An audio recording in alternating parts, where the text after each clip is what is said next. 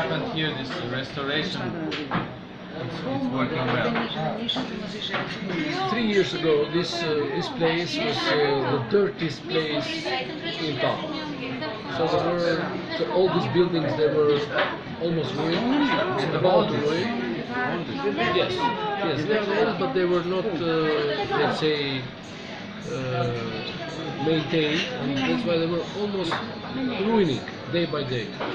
The area here was full of mud, and there were only some, let's say, traders selling in open air, so cheap things, and it was very dirty at that time.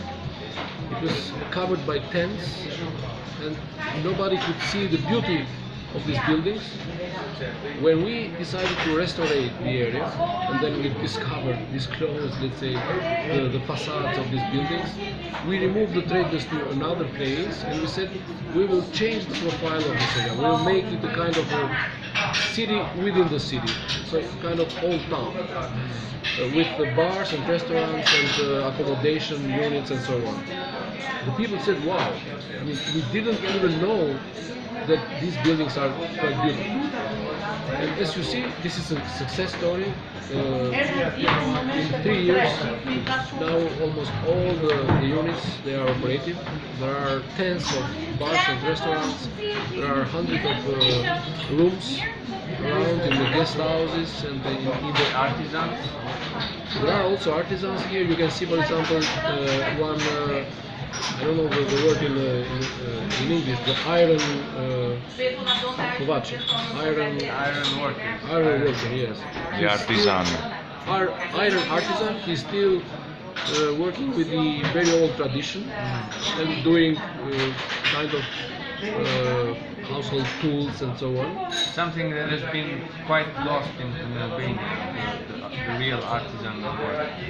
Yes, of course we are facing, let's say, this pressure of the commercialization, and they are having hard times. For example, this gentleman is 85 years old. He's still working himself, and he says that my son doesn't want to do the same job as I have done.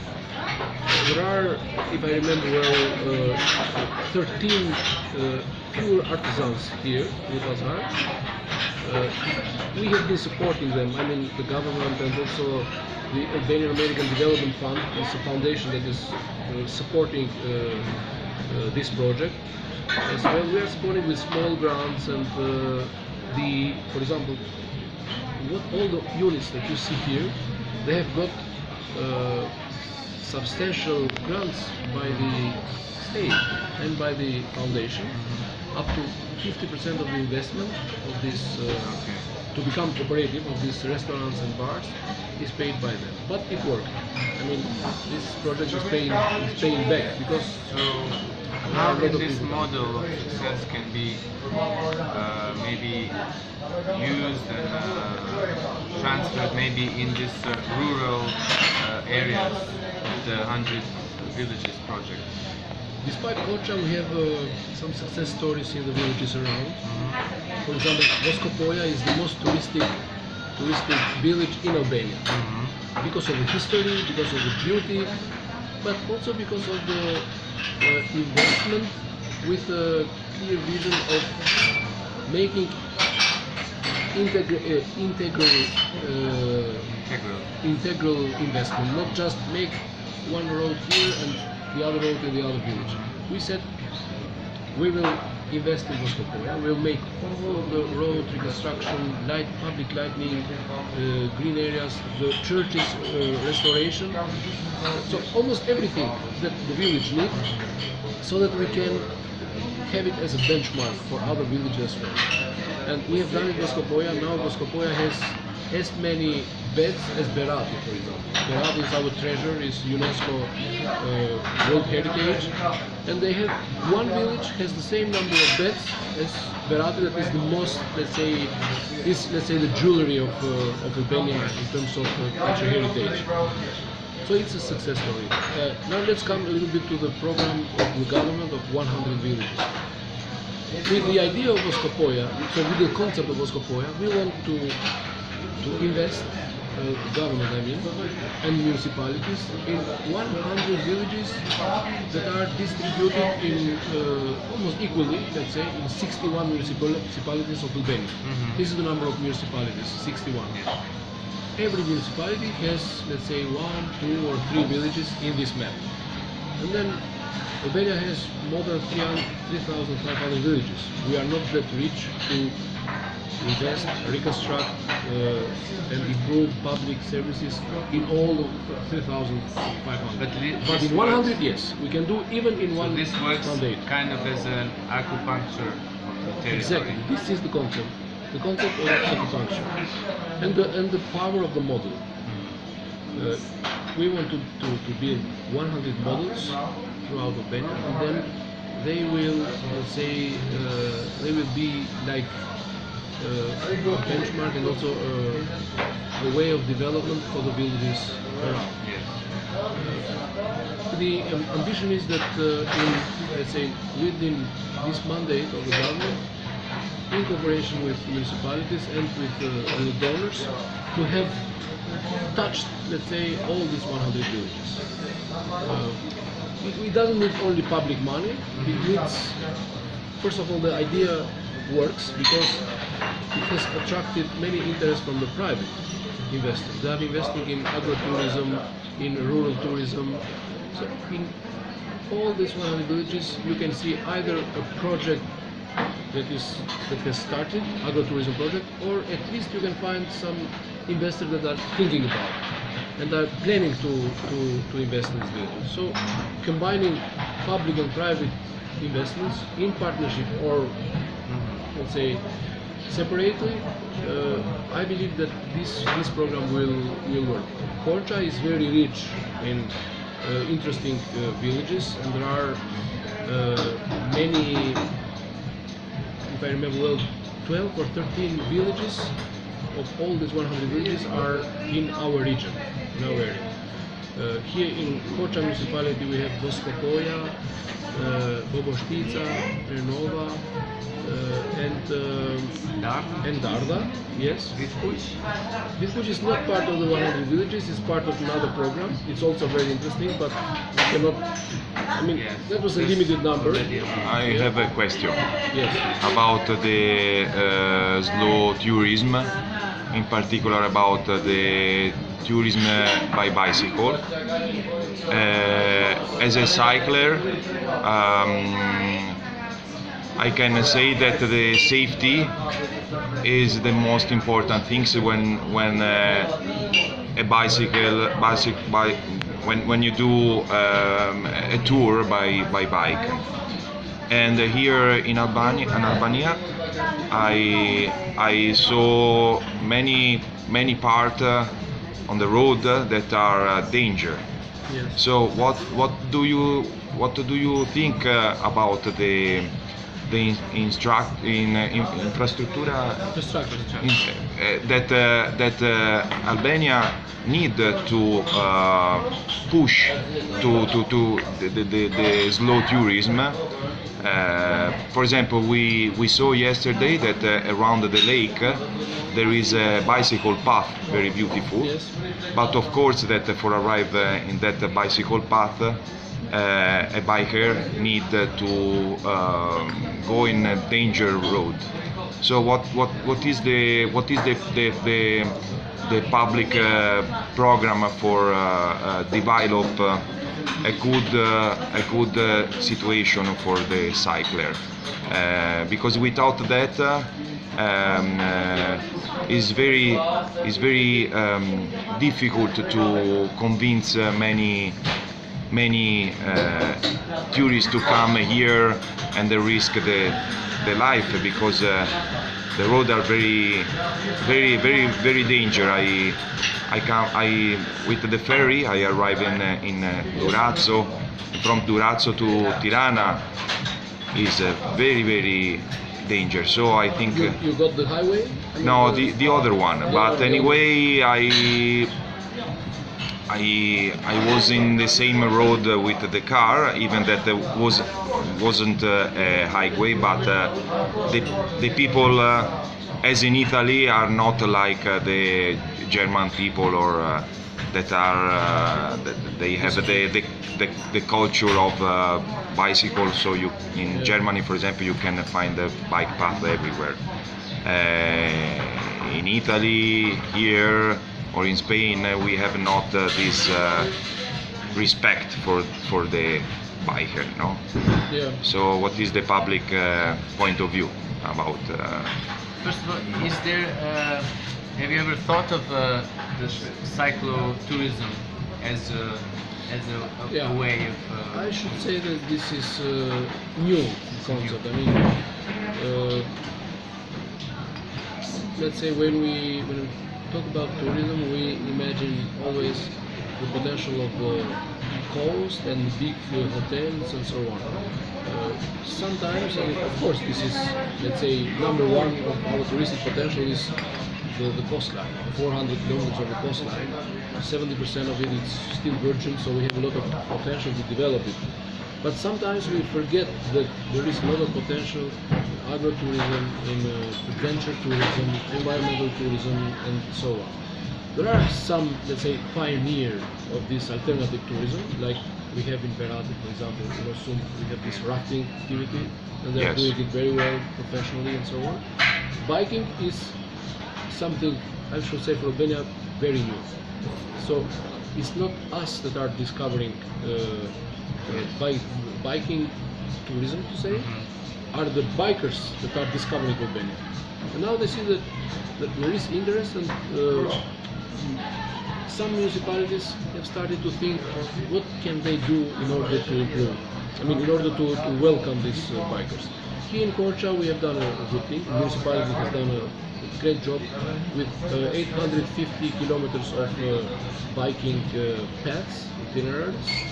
You can see it in the entrance of Bazaar. There is a billboard with all these paths. You need, it's also, let's say, technologically very comfortable, because you need just to scan the QR code of this path. You choose the path, you scan it, and then you have it in your GPS, in your Google Map, let's say. But this is just within one municipality. The bikers that want to bike throughout Albania, they need also this safety in these national roads, and you are right. Infrastructure is money consuming, needs a lot of money, but government has been focused in improving this, let's say, science, horizontal and vertical science. You can see that at least for the cars, I mean, the situation is improved a lot.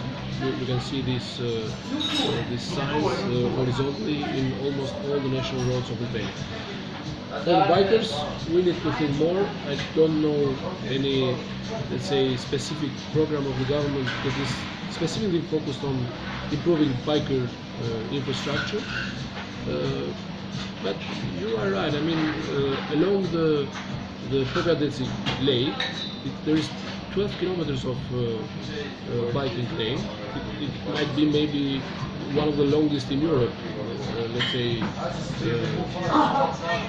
waterfront with the biking lane. But that's not enough. And as I said, it's a little bit not too early, but it's not that it hasn't been as it deserves to be a priority for investment, for our investments in tourism. It should be, it should come. Municipality of Korça is doing a great job. Tirana as well in the city, they are doing a great job with biking lanes, but we are still in the early phases. Because when we speaking about big bike road in a region or in all state, it's very important the organic synergy in between all the municipality. Yeah. Because if not, the bike path and the safety remain island but in between, and for a cycler, it's very important the continuity of the experience from the ferry port to the to the comeback. And also in Italy, we have an important walking path like Via Francigena, that is like the Camino de Santiago, but in Italy is the pilgrim route for to go in Rome. And we saw that there are strange situations. There are some regions that they invest a lot of money, like Tuscany, and the route is good. I mean, the walking path is with the signal, and the pilgrim feel to be safe, no? And never lost the situation. But when it's not enough, the pilgrim arrive close to Rome, he lost completely because there isn't a dialogue in between the region, no? So for the big trip, for the big experience by walk or by bike, is absolutely necessary a high point of view from the public that orchestra the situation. It's very difficult. That there are a few situations that we can see this organic organization, but is absolutely necessary for big travel bike path or walking path. You are right. It will come and it needs a lot of money. And at least we should see how we can be part of international tours and to start from it. I mean, not doing all the roads in one time because it's impossible, but for the itineraries of that might be segments of an international one, we should start from it. But this is what I can say. I mean, I'm not the Prime Minister. Thank you. Thank you. I have maybe another question. Going back to the 100 villages. So in these villages, what is to be done about the development of agriculture and maybe organic agriculture and all the heritage that comes with that? Yep. Since you've been the Minister of Agriculture. Yes, I can say that maybe it's a little bit too early to start talking about organic, certified organic production in these villages, but very interesting are the traditional products, the typical traditional products of the areas. We have recently also passed in Parliament one law that is dedicated to the traditional products. In Italy you have this dominazione di origine controllata, DOCG. It is the same thing that we are doing here. So we have now all the legal framework of how to classify and how to obtain this certificate. We have delicious culinary throughout Albania. Albania is a small country, but with many different cultures and gastronomies and so. But it's not yet known. Yes, there is a book of Indro Montanelli, a journalist of 30s. The book is called Albania 1 and 1000, and he's talking about, writing about his trip in throughout Albania. And he says 1 and 1000, meaning one small country but 1000 different cultures. And now we can use it to bring more, let's say, economy to this local economy to these areas. What we can do is, first of all, in starting from these 100 villages, we will assist, and we are assisting the farmers and encouraging them to come together and closer, cooperate, and create, we call them typical products incubators. We have managed to build at least 2 of them. One in Permet and the other one in Reg, in Marcia and Malta. There are 2 Italian organizations that are supporting farmers there in these workshops, joint workshops, where they come and without changing, let's say, the technology of producing their typical products, like the local raki or the typical pastas, like we call them, Jufka, or here in Korça, Petka, Zonka, and so on. So typical products.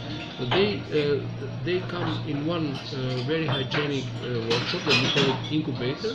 They work together, and then after they produce and package and market better their products, they can sell them in the other tourism around the village, or even in a network of typical products stores that we have supported throughout Albania, and it's called Edua.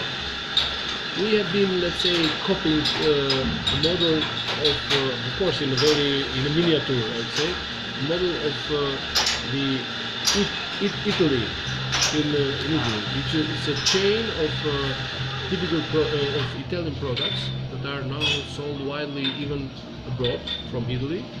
The brand is Italy. We have our brand Edua. Now there are 1 shop in Girocastra, 2 shops in Tirana, and in other cities will be open these shops, these stores of typical products that are, let's say, completing the value chain from the production through these incubators to the selling points that are these the stores. So the idea is to discover the potential of typical products that can be sold, first of all, domestically, but why not later on, after they are certified with this certificate of typical products, even abroad. Because we have 1/3 of Albanians living in Greece, Italy, Germany, and so that are immigrants. If we consider just them as a market, it's a good market. It's interesting that you don't find Albanian restaurants worldwide, even though there is so much diaspora in the world of Albanians. There's very few Albanian restaurants, and this is something. Yeah, you are right. I mean, there is a paradox that maybe a little bit of xenomania, I would say, in the early years of after 90s. Once we opened up and we were, let's say, hungry for Western products, for everything Western, and even nowadays in many restaurants you can see that they can sell any product, but they don't sell, let's say, the local typical raki or the local wine or so on. And the foreigners, the tourists, they do not understand it. They say, look, we are in Korça, we want to test Bira Korça. You are selling Carlsberg. Okay, but Carlsberg I can drink everywhere. You are right. I mean, even in diaspora, someone sometime should discover this market of selling typical products. You will see Chinese or Thai or all the other nationalities restaurants throughout the world. There's a potential because there is a lot of diversity. There is an Albanian cuisine, which is actually very diverse and very rich. So I think it will come. We should work to develop it. It will come. To make it known. And maybe we should support also as a state, as a government. We should support the initiatives of diaspora for opening up local products. I mean, Albanian products or Albanian restaurants abroad. It's a new, let's say, it's a new market, but with a lot of potential. I mean, we here in Korça we are enjoying the benefits of localism. Sometimes localism is used as a negative word, but it is positive because localism has a character, and characters in our days sell. Now we can see many big cities are losing their character. You can find this character if you go back to the small towns, to the roots, to the villages, close to the earth, let's say. Yes. And designing smartly around these concepts and this need of human beings to feel like, let's say, to socialize with each other and to feel the character and identity. If you design smartly around it, you can turn it into an economy as well. Korça is a good example. So thank you for coming here, passing Thank to you. Korça and for this interview. Thank you. Thank you. Thank you Thank very you. much. Super interview.